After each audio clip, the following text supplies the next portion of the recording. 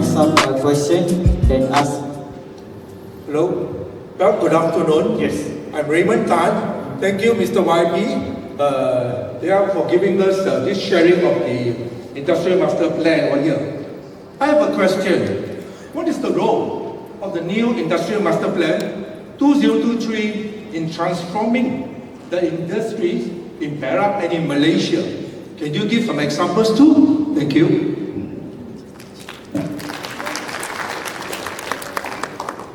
Thank you, Raymond, for the questions. For the longest of time, the government did not really get involved in shaping the market and shaping the industry. For the longest of time, for example, semiconductor. Semiconductor has been regarded as a private investment, mostly driven by FDI. And basically, the government leaves the industry alone. Industry only come to us for example, the SME only come to ask the government for cheap labor from Bangladesh, and that's the only relationship between the government and the industry. To many people, it's basically, okay, government don't get involved in my work, just give me cheap labor, that's all. But we know as a nation, we are facing multiple challenges. Okay? We have great opportunity. And you look around the world, for example, semiconductor. Not many countries has Malaysia's level of semiconductor or level of development as far as semiconductor is concerned. Malaysia export 13%, or Malaysia constitute 13% of global semiconductor trade. Malaysia contribute to 23% of United States semiconductor trade.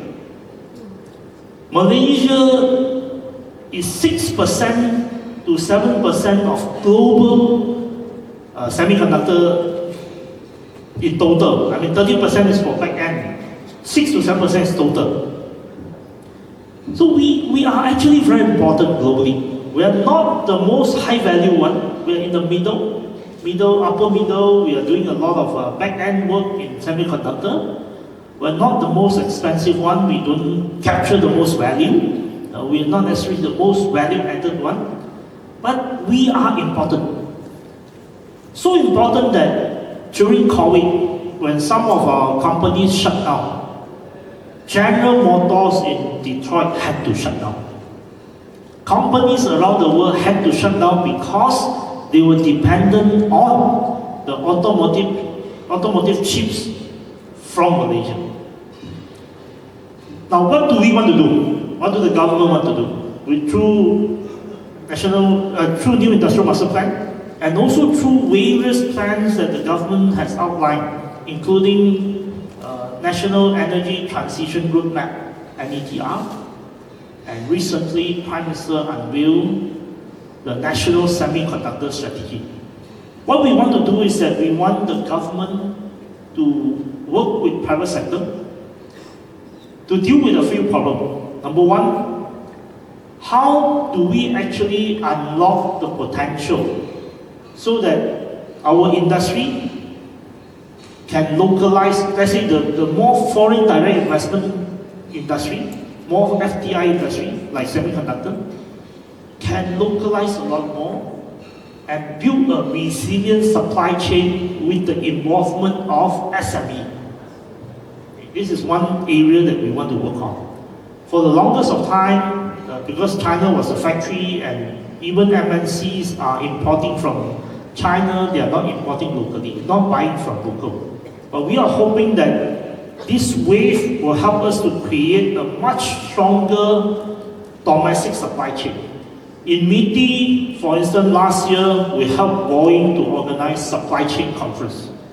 That means we advise them, try to localize as much as possible, and to localize as much as possible is really to work with the industry in Malaysia, talk to them, organize business matching, try to get them to be part of it. So this is one area that we want to work on. The second area that we want to work on is financing. For the longest of time, very few banks of actually the stock exchange as well as GLC, GLIC, governing corporations. Very few people in this country that has money really understand manufacturing. Manufacturing, even you go to the banks, very often the banks are more prepared to loan to a developer than to a manufacturer. Very often when the manufacturer goes to the banks say, I don't understand what you're doing, yours is high risk, I would rather loan to someone to buy a house. We want to change that.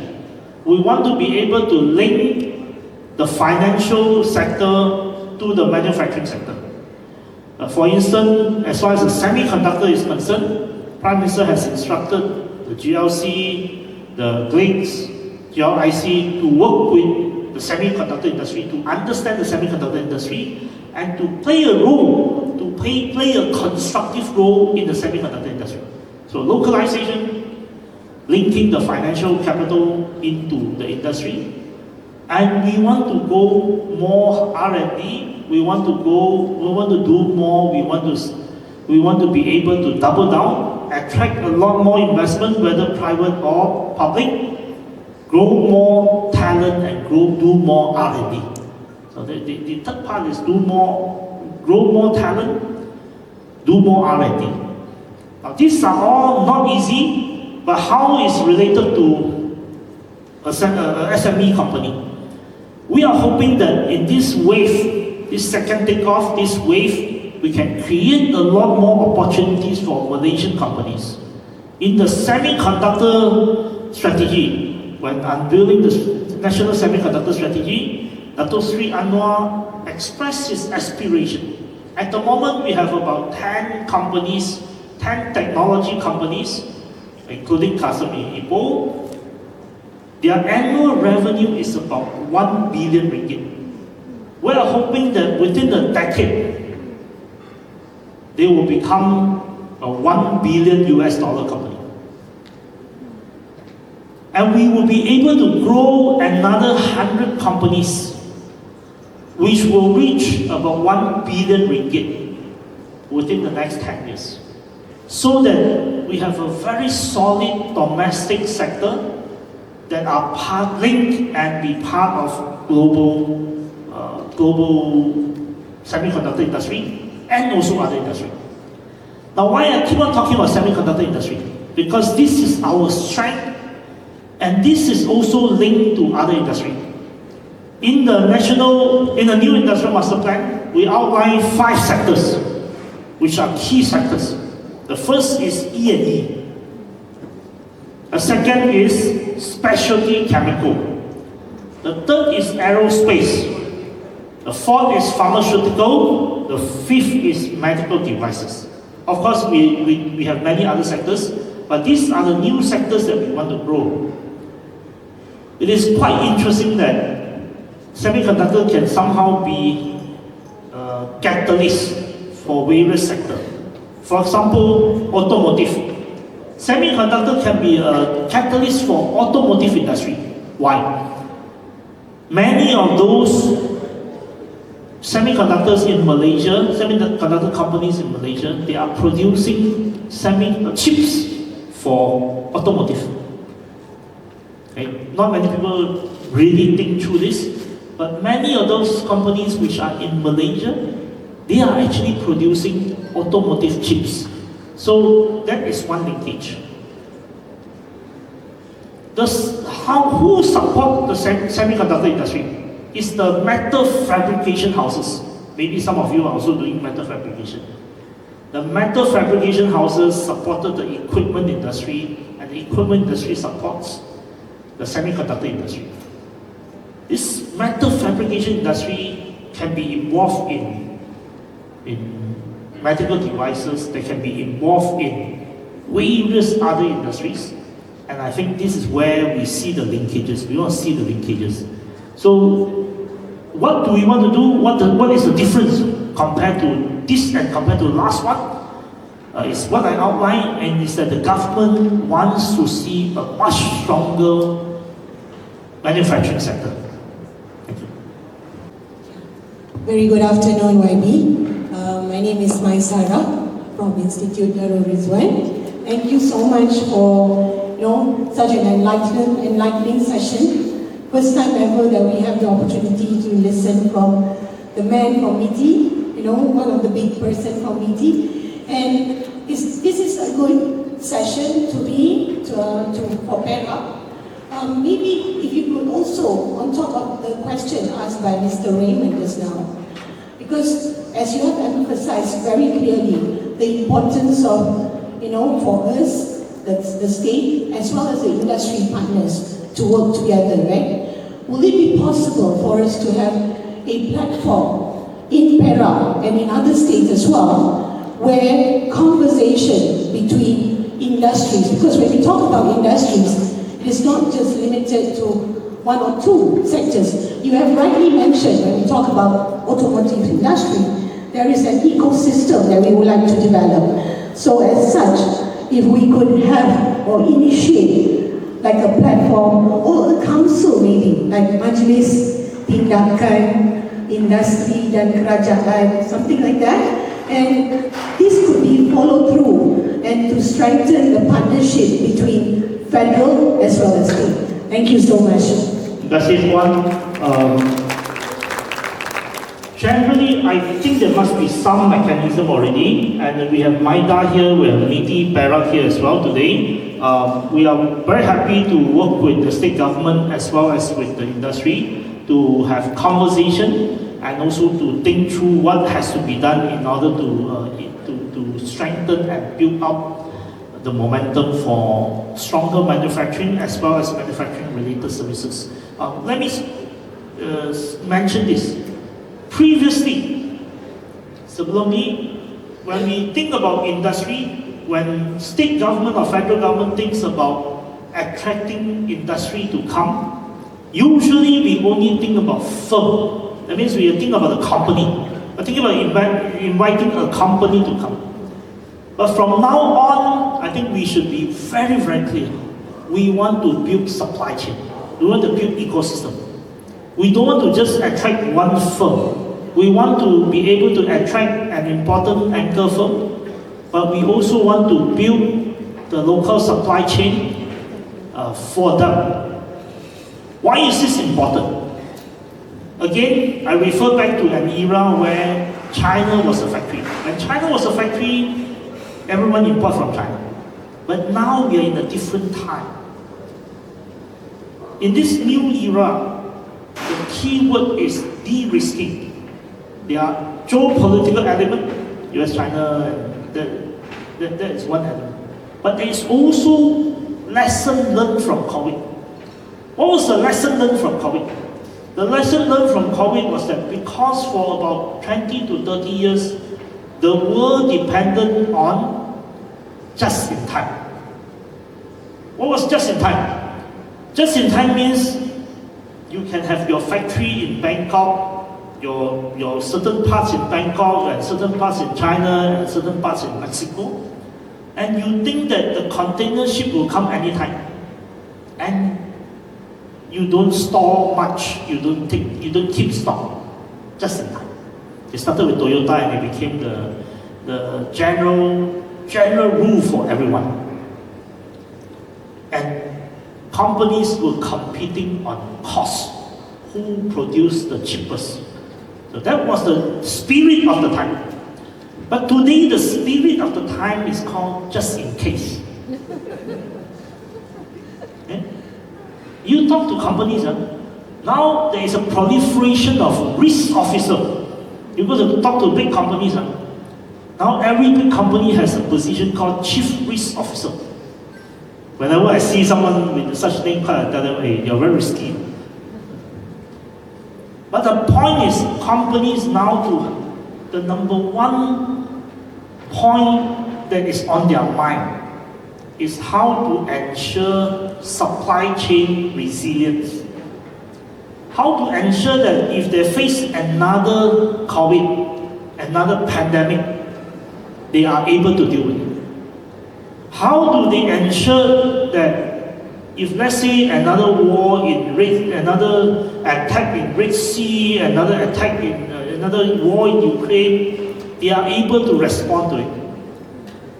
What if suddenly Suez Canal or Panama Canal shut down? They could respond to it.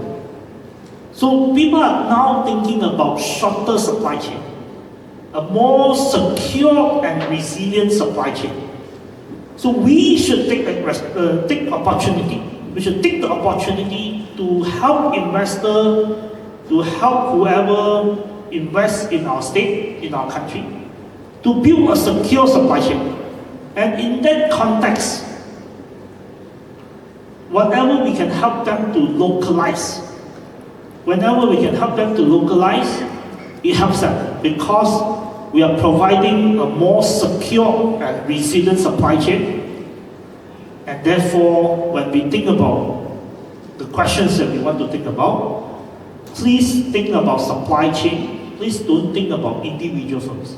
Think about the supply chain and think about building supply chain. And that's where the SME can come in.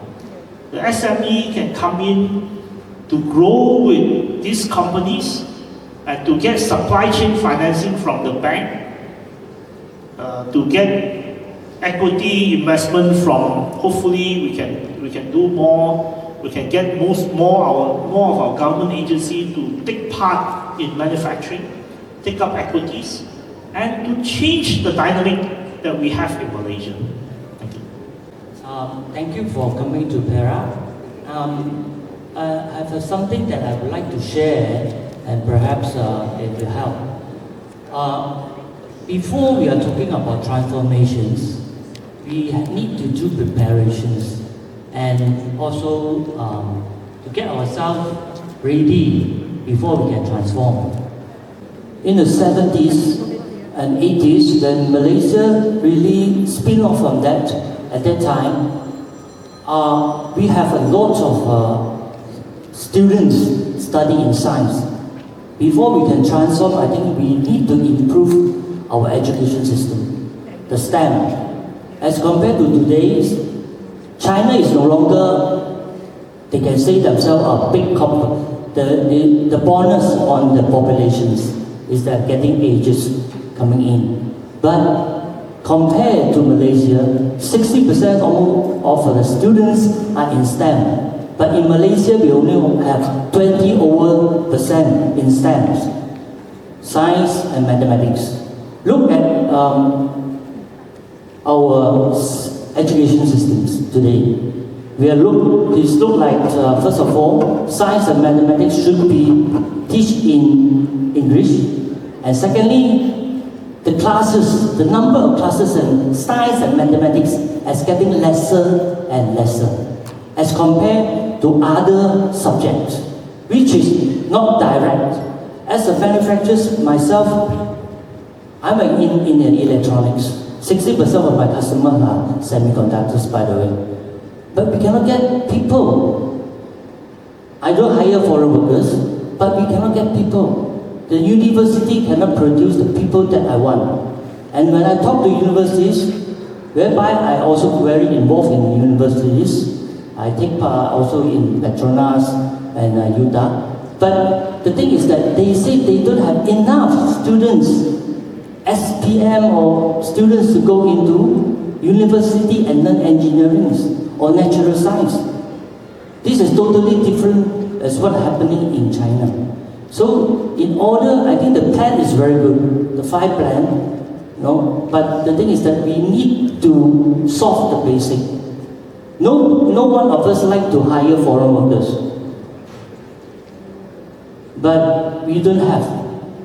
We have to do, another thing is, why students get to Tibet so difficult?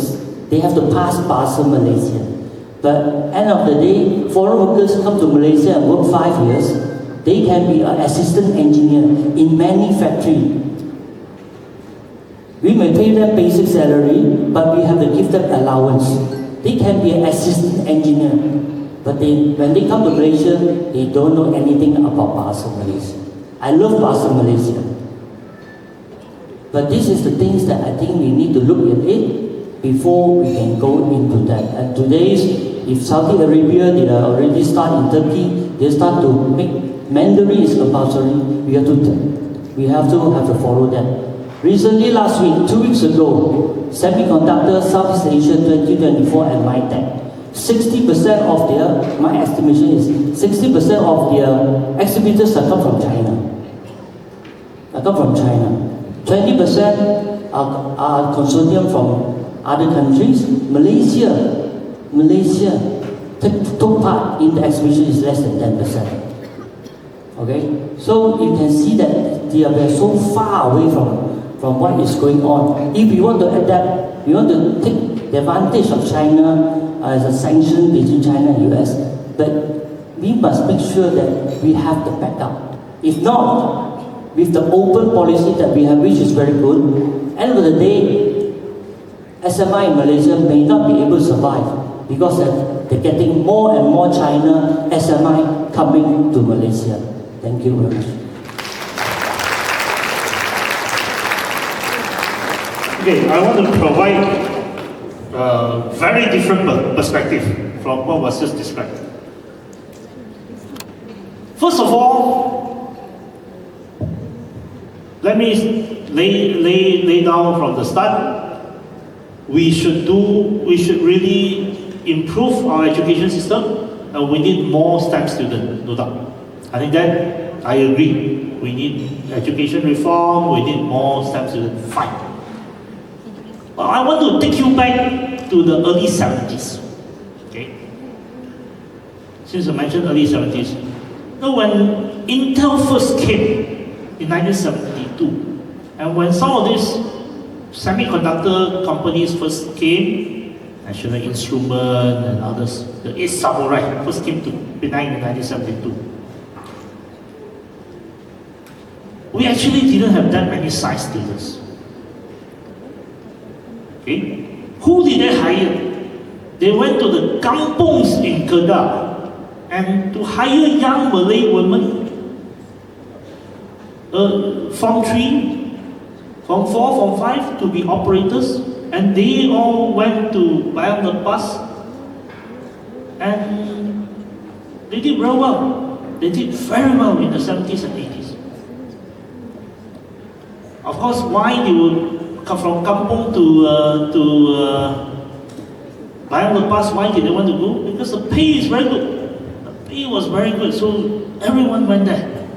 To the extent that those who are slightly older will remember this phrase, Mina Karen. Right? They were not STEM students. They were not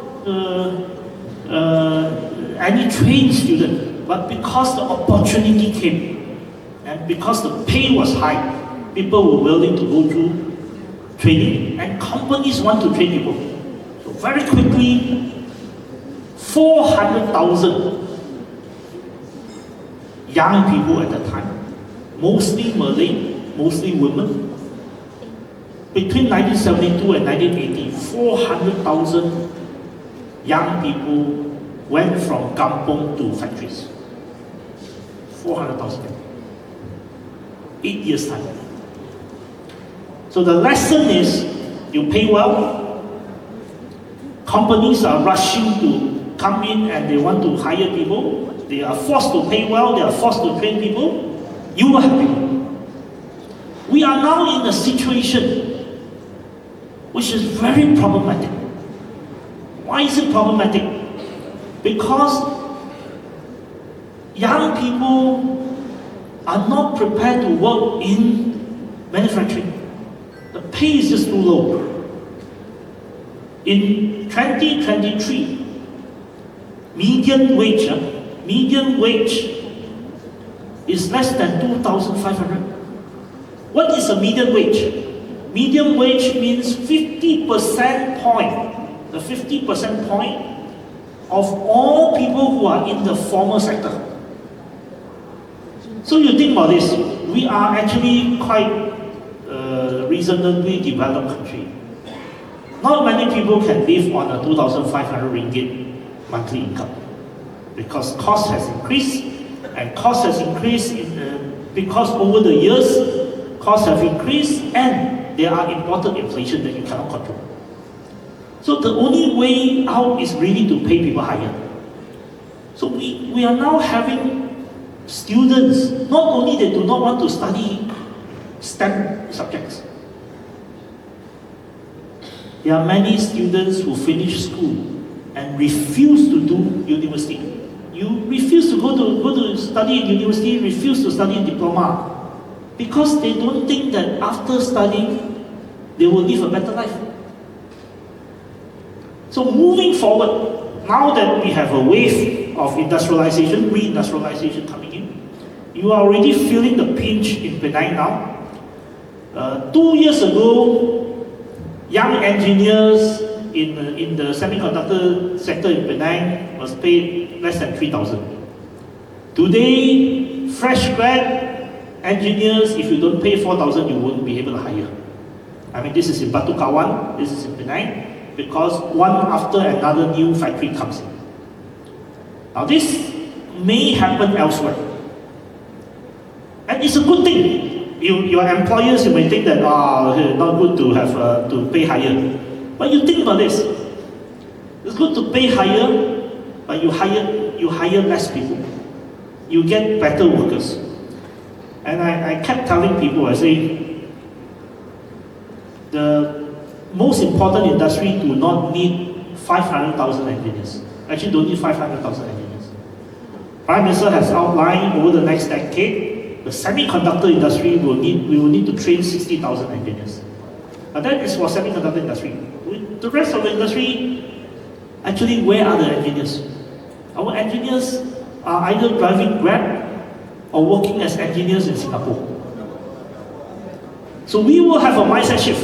We will have a mindset shift and to pay people better, bring them back, and to create the incentive for students to study TVET, for students to study STEM, and for students to do engineering. I have visited many countries recently. I went to the Netherlands. I am fully briefed on the German system. Last year I went to the US. What is standard is companies pay students to study, especially engineering subjects, or TVET. You want workers, you pay. You pay them to study. So now Prime Minister, Deputy Prime Minister Zahid, Dato Sri Zahid, Human Resources Minister Stephen Sim, and others are now talking about work-based learning. That means we want to create programs and we want to create opportunities where companies will pay students to study. And when you pay students to study, there will be people who are prepared to study. And when they study, they also work at the same time. Kerja 2 hari, belajar 3 hari, kerja 3 hari, vice versa. And I think this will be the way out. This will be the way out where companies now know that we want to do more, we want to scale up. We have to find engineers from Malaysians in Singapore. We have to pay people better, we have to start paying people to study. Now once we have that virtuous cycle, when companies are prepared to value skill and prepared to pay people to study, we will have the talent. So I don't think it's the question of language, it's the question of not having people study, but we need to start valuing talent. As a nation and companies, we will have to decide that we must pay higher than Grab. We must pay at some point 2/3 of Singapore pay, so that Malaysians are prepared to come back to work. Now, once we have that equation, I'm not worried about talent. We do have talent. I would like to ask YB a question.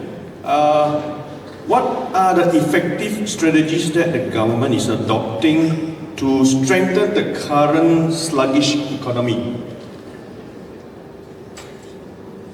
First of all, is the economy sluggish? I think we are facing a lot of challenges, but whether this is a sluggish economy, I would contest that.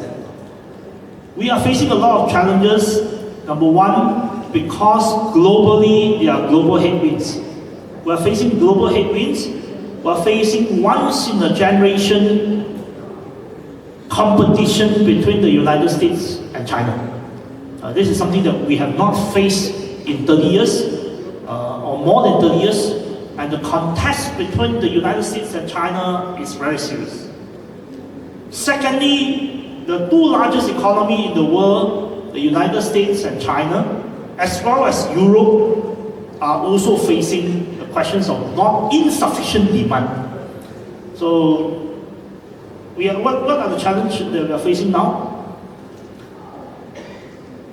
China is having a serious economic slowdown. China's economy was driven by 4 engines.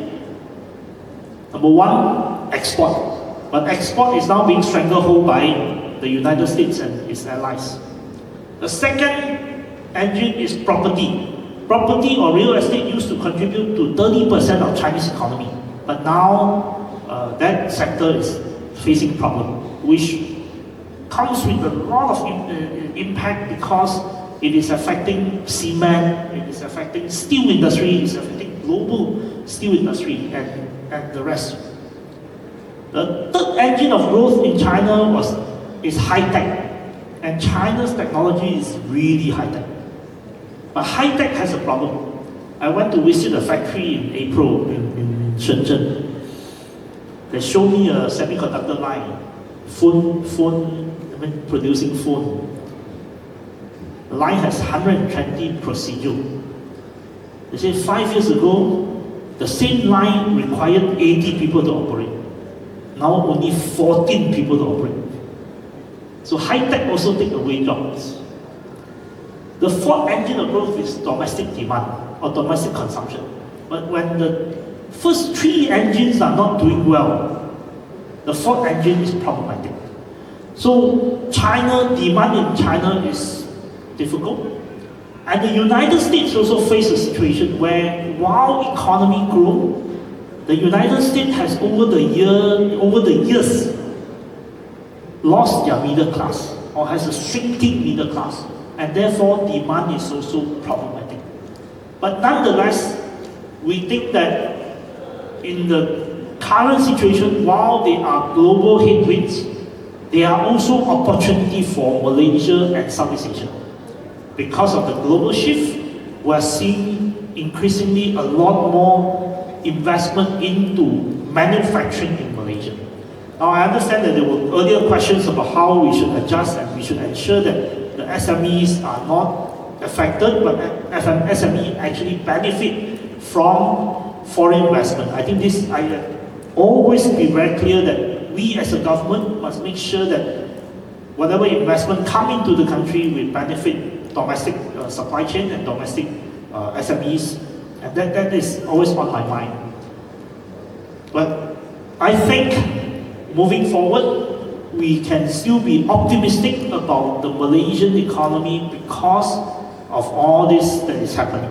But the government has to do more. We will have to guide the industry to go into a lot more green transition and creating green investment. We will have to guide the industry to do more digitalization, innovation, AI, in order to create more value. And we will have to guide industry to pay more so that we create the domestic demand.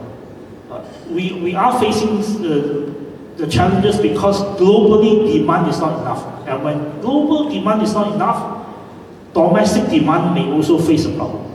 So that I think I am guided, and also the government is guided by this vision that we need to boost the economy, we need to do green transition, we need to do tech up or innovation or to increase technology usage, adoption of technology, as well as to ensure that people get better pay, better jobs, so that we have a more balanced society and create demand.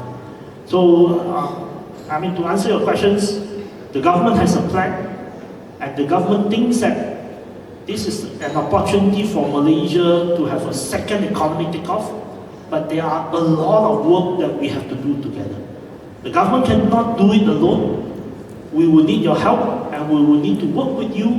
We will need to create the resilient supply chain, and we will need to improve improve on technology, we will need to improve on human capital.